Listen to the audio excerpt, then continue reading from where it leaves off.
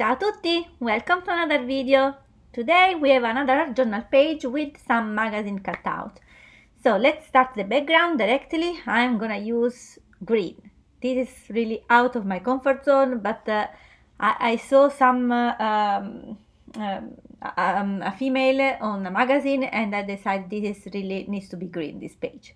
So to make myself and the page easier, I'm dabbing with the sponge. That's, I think, is the really easiest way to put some color in the background.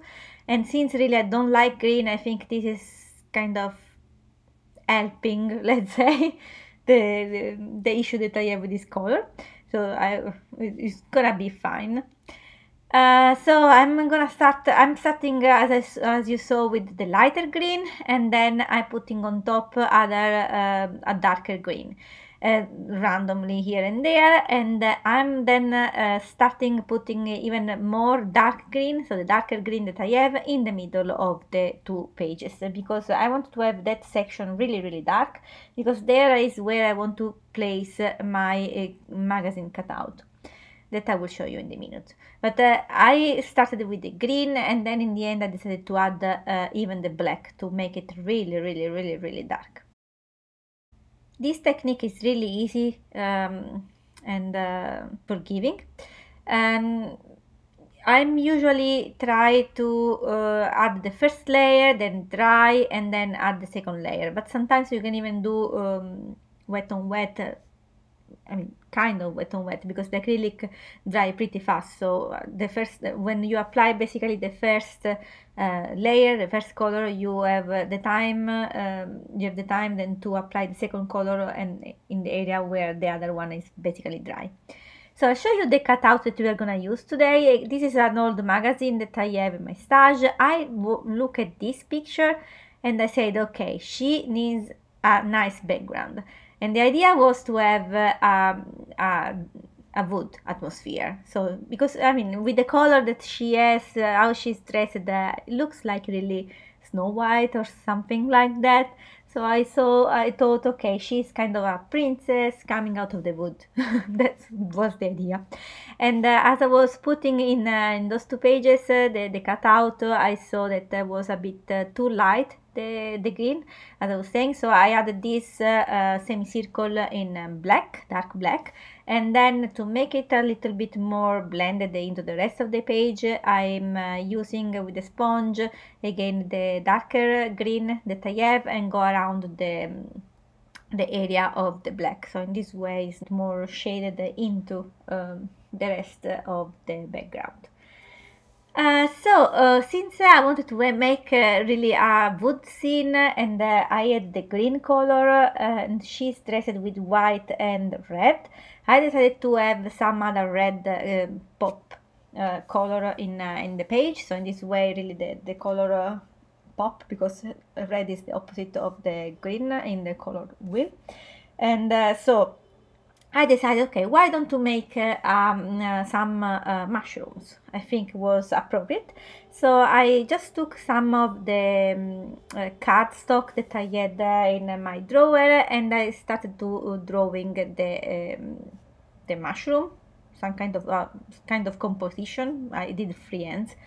And I did the red with the Stabilo pencil, and with the idea indeed then to activate with water, because these all Stabilo color are basically watercolor based. The black is wonderful because it's really it's really, even if when it's wet, it's still keeping that dark black color. And the red is good too, a bit less than the black, I have to say. I mean, it looks a bit more like a normal watercolor pencil, but it's nice.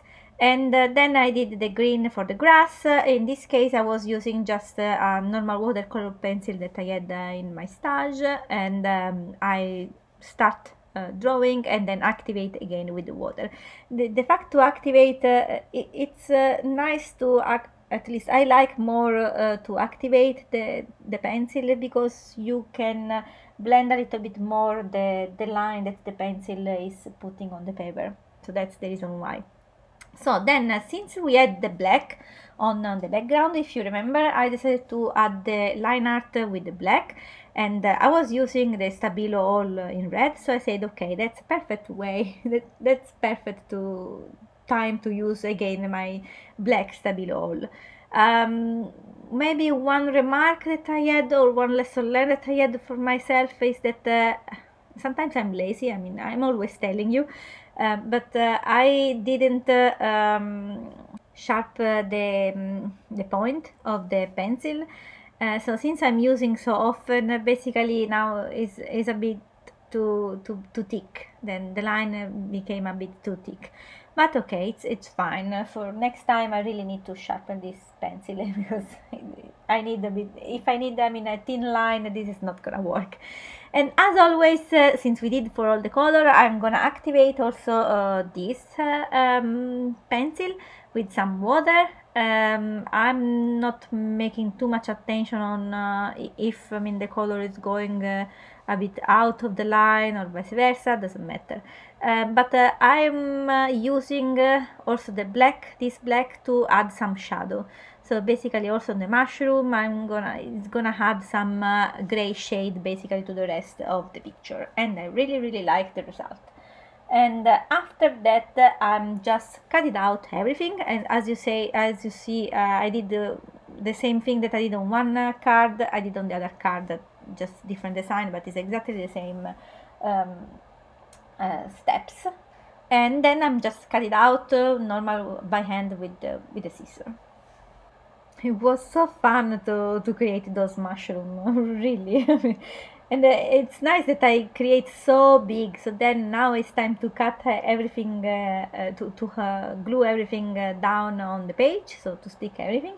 I'm putting her on the right side of the art journal page, and then I'm adding the mushroom, and you can see they are so big compared to her, she's so small in the middle of the woods. But I like it. In the end, it looks a bit cartoony or fantastic, let's say, fantasy look.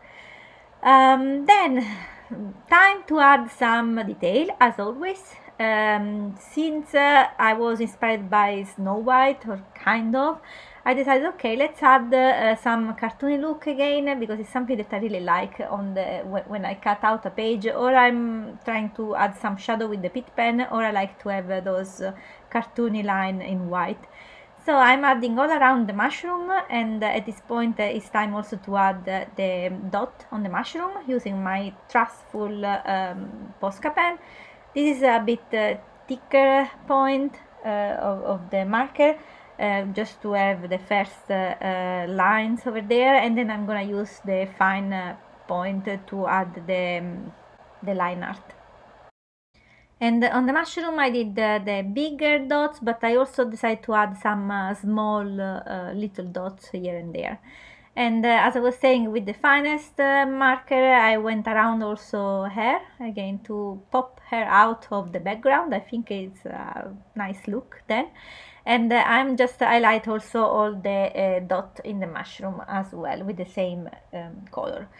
And I decided to add some highlights with the white also on her dress, on her face, on her hair. I like it in the end how it looks in the end. Then I move to the quote. In this case, you barely can see it now, but you will see in the end when I add also the white all around.